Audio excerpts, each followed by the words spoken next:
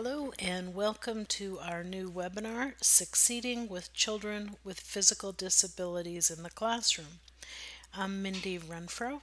I'm a physical therapist and I'm the clinical coordinator for the Montana Adaptive Equipment Program, which is part of UM's Rural Institute. We hope that by the end of this webinar, you will be able to knowledgeably discuss the basic pathology behind the 5 common conditions or diseases that mostly cause physical disabilities, or PD, in children. You'll be able to recognize the hallmarks of the more common PD seen in the pre-K to 12 classroom, and anticipate the basic needs of a child with PD that must be met in the classroom to facilitate their participation, development, in education, and discuss how they differ from each other. You'll also be able to recognize the various adaptive equipment used in the educational setting to reach your IEP or Individual Education Plan goals and objectives. You should also be able to recognize the various funding streams for acquisition of adaptive equipment and the need for advocacy and follow-up.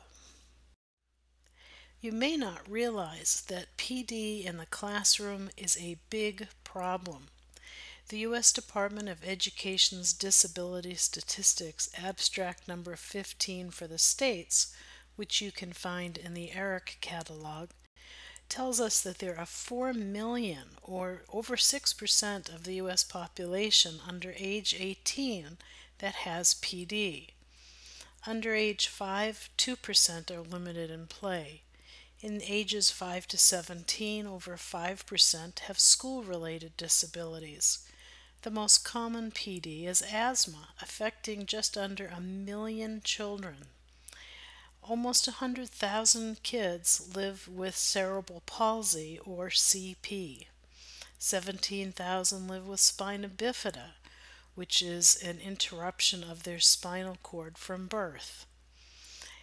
Many, 144,000, live with various orthopedic impairments or problems with bone and muscle. 375,000 have some disease of the nervous system, and over 100,000 live with congenital anomalies, abnormalities in their body from birth. The most common disabling conditions seen in children include cerebral palsy, or CP, spina bifida, muscular dystrophies, the most common of which is Duchene's type muscular dystrophy in young boys, traumatic brain injury, or TBI, fractures and injuries, and respiratory conditions. CP is a brain injury that occurs at or near birth before the age of 3. It is similar to a stroke or cerebral vascular accident, sometimes referred to as CVA, that occurs in an older adult or an older child. Cerebral palsy, or CP, is more common in babies born to young mothers. It is commonly caused due to lack of oxygen during birth. Signs and symptoms vary depending upon the part of the brain that was injured, and any area of the brain can be involved. The brain trauma does not progress. The effects or sequelae from that trauma can cause greater difficulty as the body grows and/or is stressed. Diagnostic names are selected by the extremities involved and also by the type of tone or muscle spasms that are seen. There are many terms that are used with CP that you will see in medical records and may hear in an IEP discussion. You don't need to memorize these, but you do need to be aware of them. Paretic equals muscle weakness. Plegic is a muscle that is not functional at all. So hemiparetic, half of the body has weak muscles, whereas hemiplegic, half the body has muscles that are not functioning. Paretic and pelagic are used interchangeably by many people, but really mean different things. Diplegic means muscle tone that is abnormal, involves both legs. Quadriplegic involves all four extremities, and hemiplegic involves an arm and a leg on the same side of the body. Different types of abnormal tone are seen with different types of cerebral palsy. CP can have spasticity or spastic limbs that are stiff and difficult to move, hard to bend, and make it difficult to put on clothes. Legs tend to cross and be straight, and arms tend to draw up and tighten. Contrast that to CP with ataxia or ataxic movement, which affects limbs moving with difficulty getting to a defined target. Although the child or adult knows where they want their hand to go, that hand may oscillate in large sweeps on either side of that target. Trying to get to a pencil to pick it up can be very difficult. This is again different from the child with athetosis or athetoid CP, where the affected limbs move all with a mind of their own, without real meaning or purpose, even when the child is not trying to move at all. This is out of their control, and this must be understood by teachers, staff, and other students. So let's see if you can find the right label for the child that we talk about. It may be important when you see reports so that you know what kind of needs a child may have coming to your classroom. Jane is a 5-year-old girl who had a difficult birth and sustained a brain injury. Her right arm and leg are very stiff and difficult to move. She walks slowly with her right leg swinging out to the side and her right hand fisted by her shoulder. Which term would you think best describes Jane?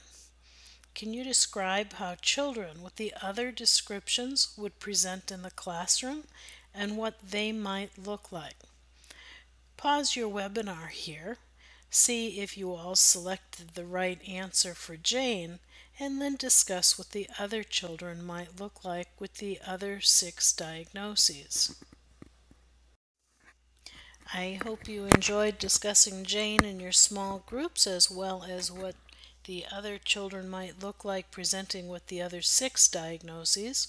The correct answer for Jane was number 2.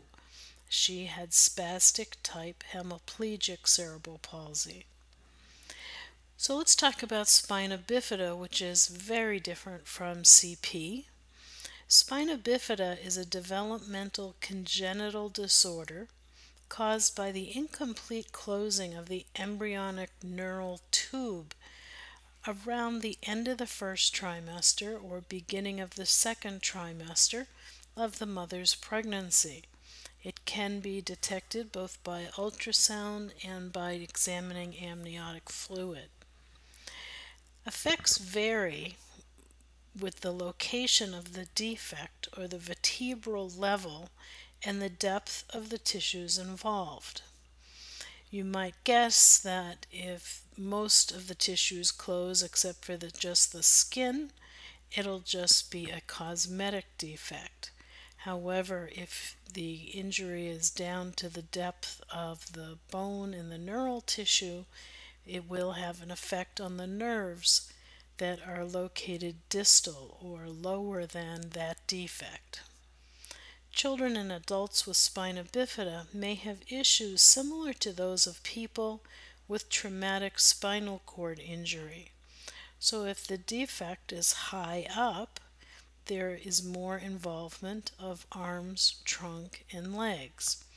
Most commonly, spina bifida myelomeningocele, which is the type that affects the nerves distal to it, affects primarily the legs and commonly the ability to control bowel and bladder.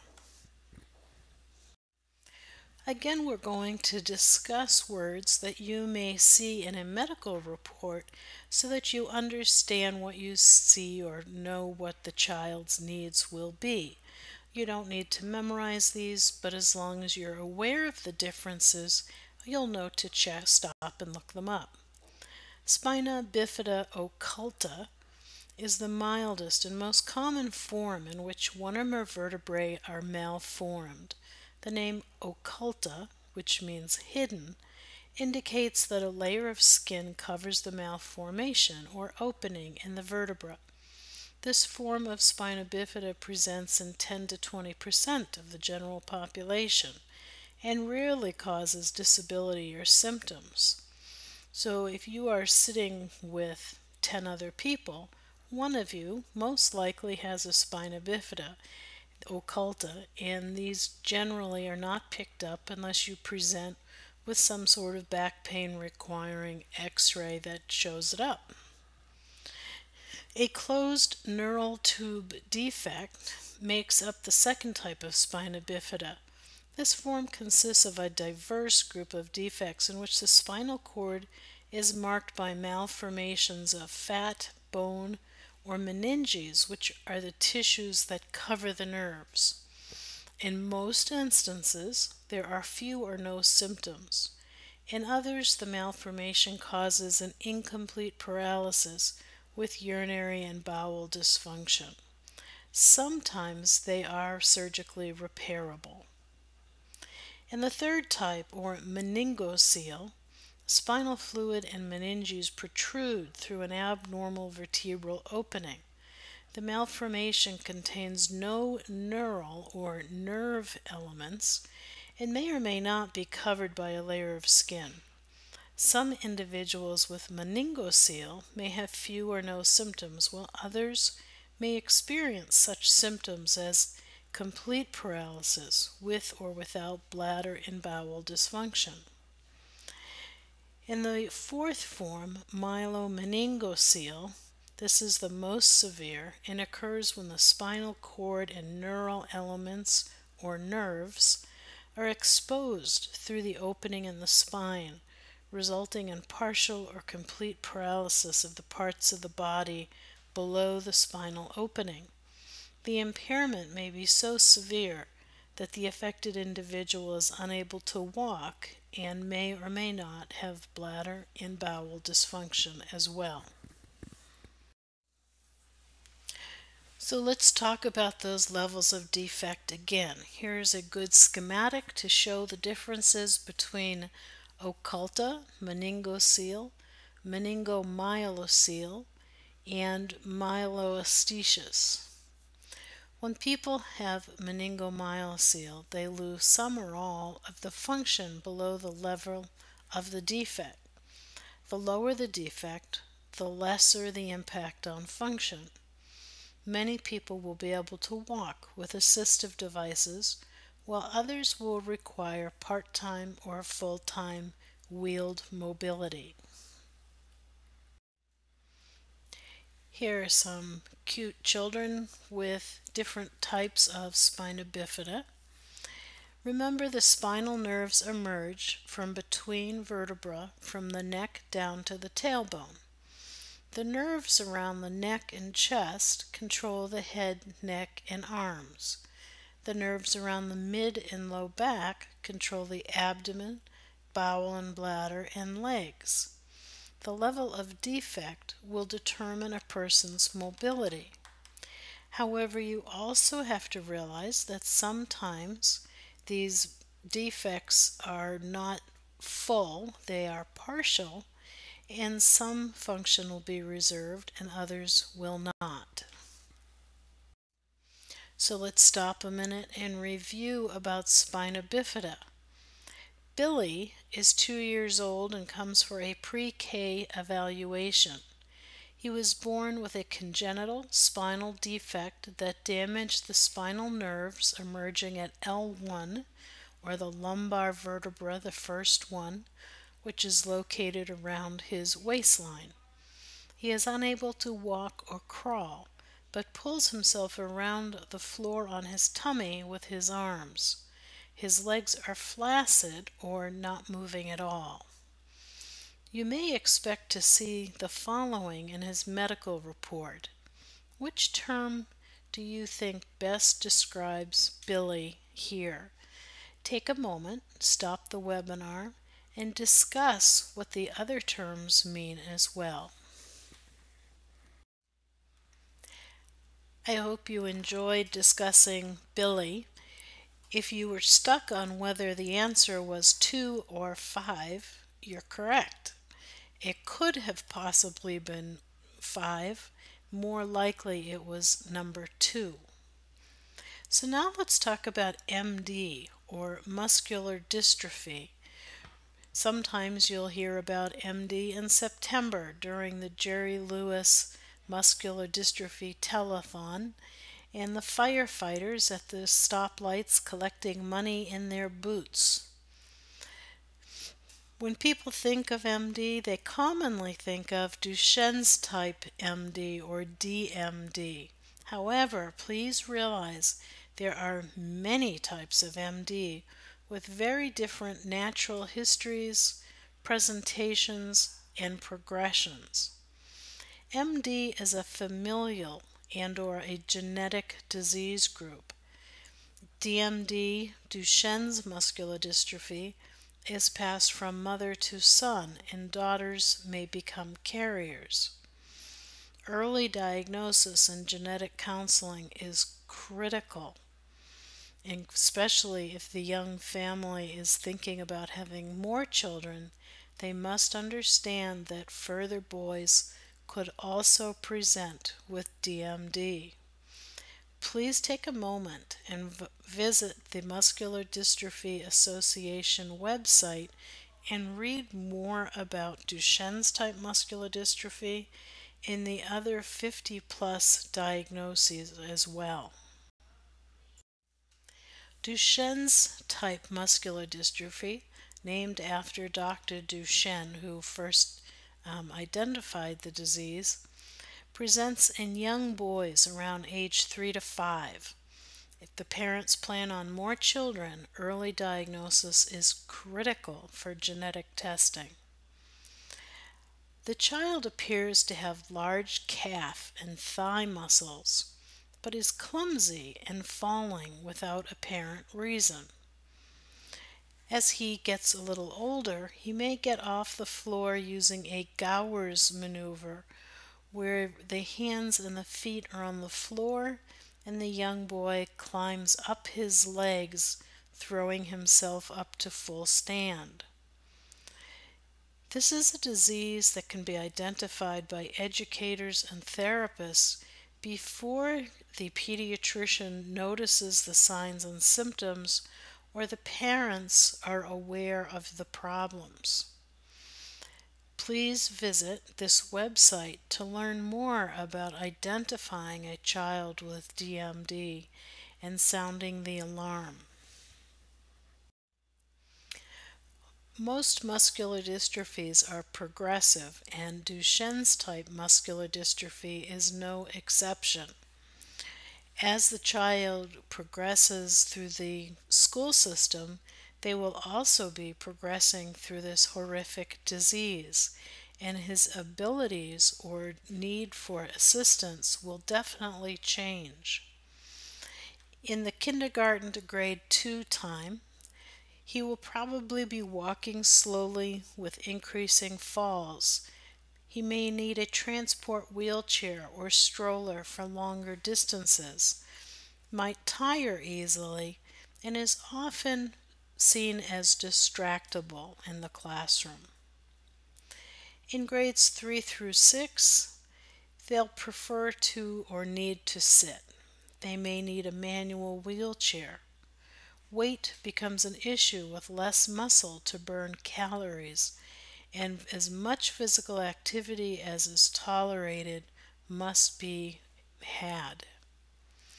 In preteen and early teen, they lose the ability to walk and or transfer themselves from one surface to another, such as from the wheelchair to the toilet.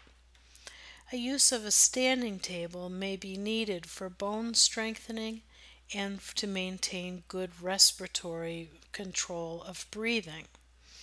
A manual or power chair becomes a tough decision. If you encourage continued use of a manual wheelchair, you preserve function of muscle, but may burn up energy needed for learning. It becomes a very tough decision. The lifespan for boys with DMD has improved from about 18 to 20 years in the 1970s up to the late 30s in 2010. Remember, Muscular Dystrophy Association is able and willing to help with equipment, home support, classroom support, etc. Please visit this link for more information and for resources. Traumatic brain injury is sometimes referred to as TBI and can happen in all age groups. Generally speaking, a TBI occurring before the age of 3 will be referred to as cerebral palsy. But as information about TBI increases, we may see the term TBI used even in young children. TBIs in children are a result of accidents, many that are preventable, ranging from lack of use of helmets and child safety car seats to unsupervised activities. Sadly, it can also occur from shaken baby syndrome. It's most common in young teen males in motor vehicle accidents, football players, and soldiers. It can result in many differing symptoms and presentations depending on whether it was open or closed, which part of the brain was injured, the age of injury, etc. It's common to have learning issues, epilepsy or seizures, memory loss, and very easily can include motor issues that may be exactly the same as those seen in cerebral palsy. Respiratory conditions and asthma are the most common PD issue that you will see in the classroom. Asthma is common and its effects on physical and cognitive function are commonly overlooked.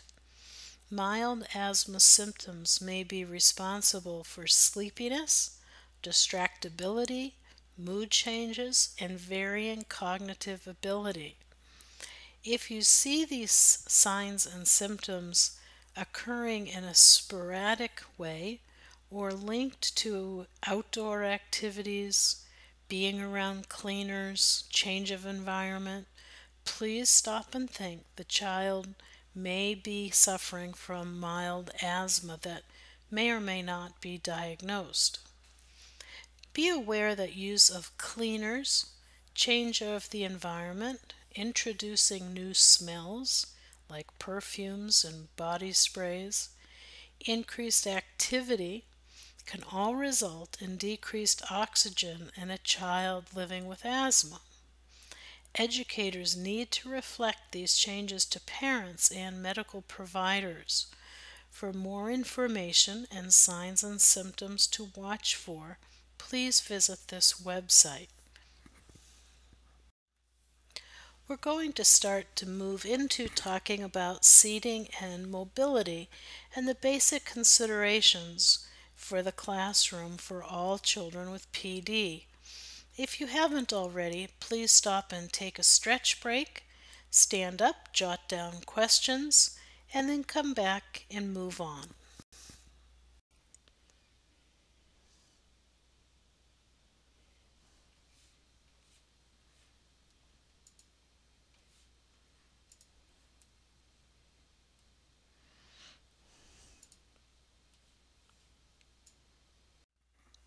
You will want to make yourself familiar with the basic public laws that dictate what the educational system is responsible to provide to children for AT, AE, and AD. Do you remember those terms and what they meant? Assistive technology devices and services were first defined in federal law in the IDEA of 1990. These definitions remained unchanged until 2004 with the passage of the IDEA Improvement Act, Public Law 108446, when an exemption to the definition of assistive technology device was added to clarify a school system's responsibility. Please follow this link for more information and detail. Who will be involved with you as an educator in the classroom in choosing AT and AE for children with PD? A physical therapist or PT is usually focused on issues of gross motor control, including positioning, mobility, balance, walking, and transfers. There may be a school PT as well as a medical PT working with the same child. The school PT will be primarily responsible for making sure that the child has what they need to attend school in the least restrictive environment, whereas the medical PT will be concerned with all medical and health issues and their function at home as well as at school and their future health.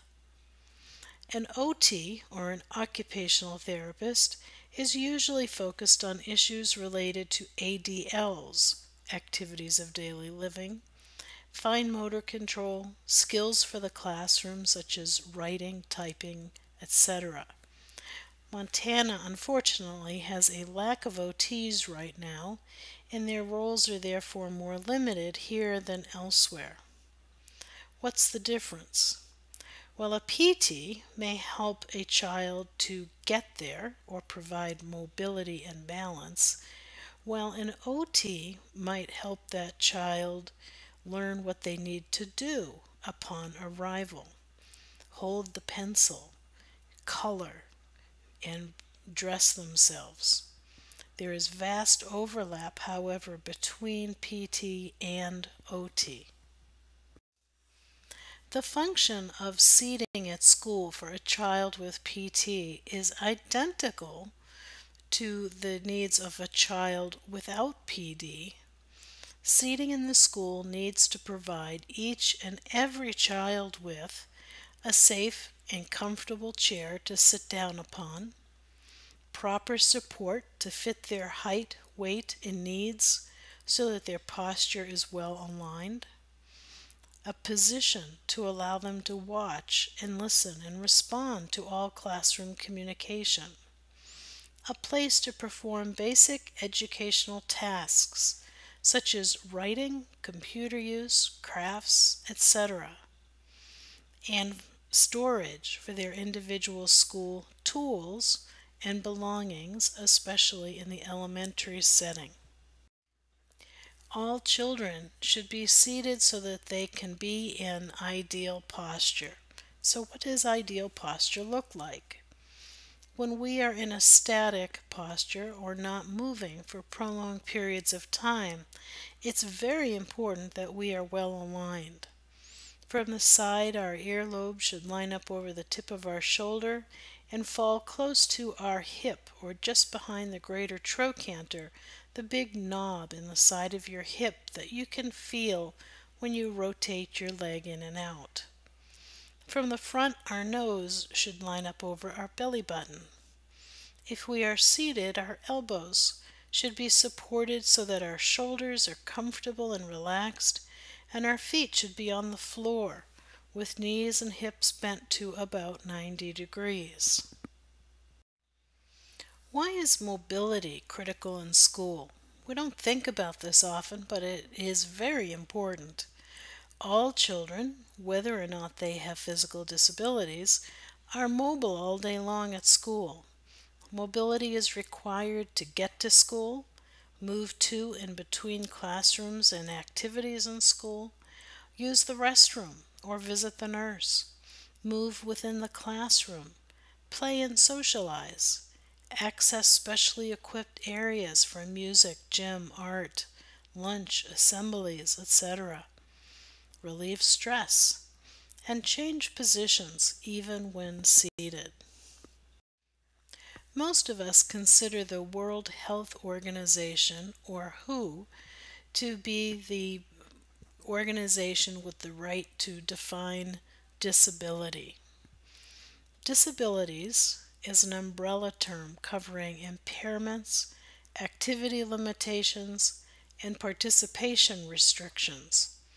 An impairment is a problem in body function or structure. An activity limitation is a difficulty encountered by an individual in executing a task or action, while a participation restriction is a problem experienced by an individual in involvement in life situations.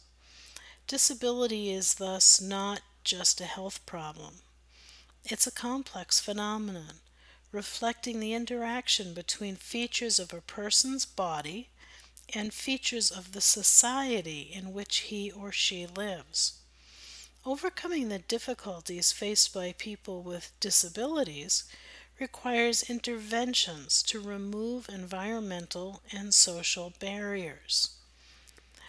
So consider if you cannot stretch your arm out straight because you injured your elbow and it's in a sling. Having your body injured is an impairment. Not being able to reach out and grab your fork and eat is an activity limitation. Not being able to enjoy a meal with your family is a participation restriction. So thinking about what you learned about the World Health Organization, consider who is disabled in a classroom. Most of us will spend some part of our life living with some sort of a disability. This might be due to injury or illness, which may be short or long-term in impact. Mental health issues, neurologic and or sensory impairments, developmental disabilities from birth or genetic abnormality, inability to fit into an environment, such as height or weight issues in an environment created for a, quote, 50% male person. How many of you could not ride the rides at an amusement park because you were altitudinally challenged?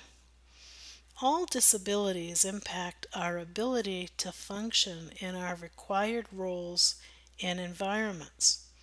From an educational standpoint, disability is defined by the federal IDEA law and then interpreted by each state's educational system.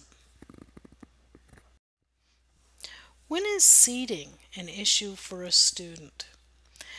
There is an infinite number of reasons that may hinder a child's ability to sit safely and or independently in standard classroom seating.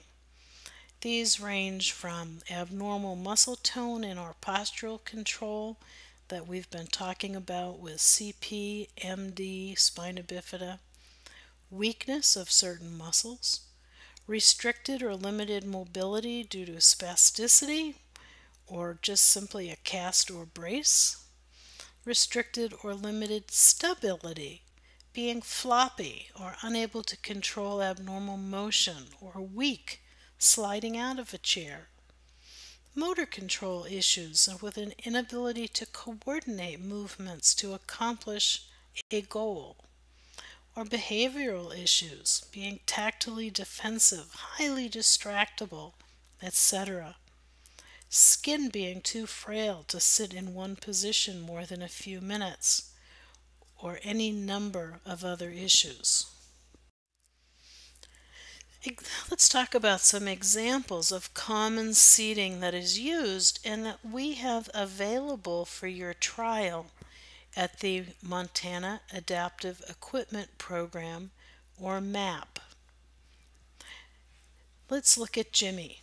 Jimmy is a 5-year-old boy with cerebral palsy, or CP, which affects all of his limbs. Do you remember the term for that? And his head and his trunk. He has poor head control and cannot sit on his own. He is unable to join circle time on the floor in his kindergarten classroom. This has large social implications. His individual educational plan goal is that Jimmy will join circle time 20 minutes a day, 5 days a week, using adaptive seating equipment to meet his goal of group activity participation. Choices should be directed by the PT, OT, and the teacher team as to what type of seating equipment is the most appropriate for Jimmy's use. These are just a few of many options that are available. So what is a stander and why are they used? Standers are used to bring students safely and passively into a standing position who are otherwise limited to being seated. Standing is critical for bone growth, bone strength, circulation, digestion, and skin pressure relief, but also for psychological issues. Have you ever sat down while speaking to a group standing up around you? So how do I help students that are using seating equipment? In order for a child to use adaptive seating equipment, it is usually necessary to do the following. Assure that toileting has been addressed before beginning and that the equipment is present, clean, and working properly. The PT or OT should be engaged to select and teach the correct transfer for each student to staff and support staff. Assure that all school staff are trained in proper transfer techniques. This will prevent injury to the child as well as to the staff. Move the student from their mobility equipment into their seating equipment. We call this transferring them. What do we mean by mobility? Very simply stated, mobility is what we need to move ourselves from point A to point B.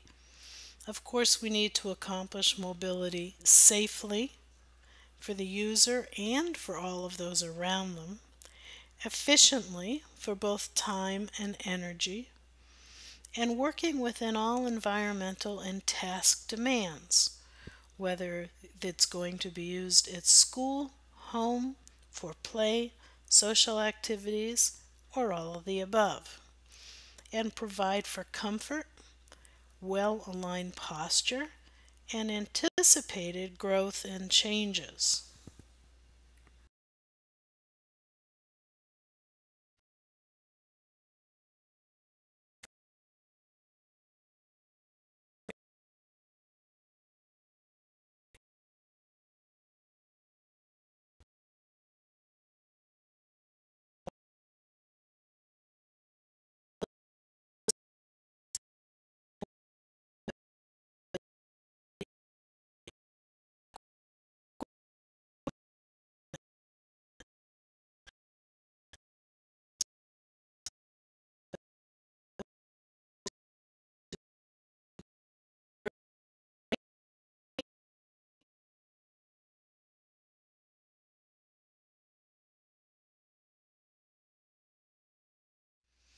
So making mobility choices for what's the proper equipment can be difficult, and knowing who gets what, when, and why can be decisions that bring a lot of emotional impact. Just like educational environments, we want to provide the least restrictive equipment as well. Sometimes needs and abilities change over time. In fact, they almost always do. When changes occur, educators must notify the PT staff or the OT staff and acquire the appropriate updates. It is best when mobility equipment decisions are made by a medical PT with input from the educational PT and IEP team. This is because the medical PT is looking at a much more holistic view of the child across time and across environments, and may have a better informational background on the medical issues at hand. Many choices must be made for each student. Manual versus power chair. Manual chair provides more activity, strengthens the upper body, and is far less expensive. But the power chair may get a child to the activity at the same time as his peers and save his energy for educational activities. How do you know who gets what? These are tough decisions. Walkers versus wheelchair. The same thing. It is awesome to have a child perform walking at school with their walker. But what about if they are always missing out on music, which is their favorite activity, because of the walking and the extra time it takes to get there? We want to make sure that there is a balance between meeting physical needs and meeting educational needs. Front walkers versus rear walkers. These are decisions made by therapists that are looking at posture, balance, and fall risk. Okay, so we know what we want, but who will pay for all of this costly equipment? This is a tough question that is answered differently for each child in different situations across time. Dividing a child's educational needs from their non-educational needs is almost impossible. Payer sources other than the school include families' medical insurance, grant funding sources, foundations and organizations such as MDA, United Way, March of Dimes, etc., local charities, civic and church groups, loaner closets such as MAP and MATP, and private donations. We all must advocate for the children in need. Public Law 94-142, or the Education of All Handicapped Children Act, back in 1975, which has now been codified as the IDEA, in order to receive federal funds, states must develop and implement policies that assure a free, appropriate public education to all children. The state plans must be consistent with the federal statute. Please visit this website for more information. So let's test your knowledge. Charlie is sitting in the middle of this picture. What does Charlie need in order to attend school in the least restrictive environment?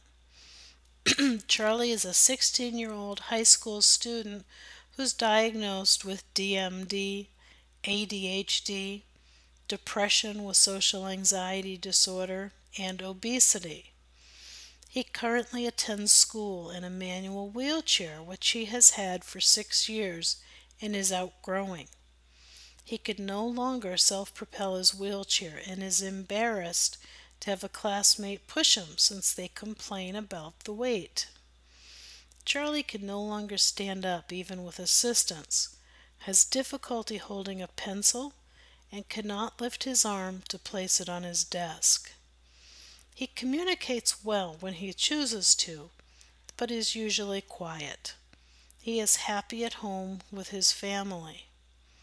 What does Charlie need for school for seating and mobility? How can this be provided? What is most important and why?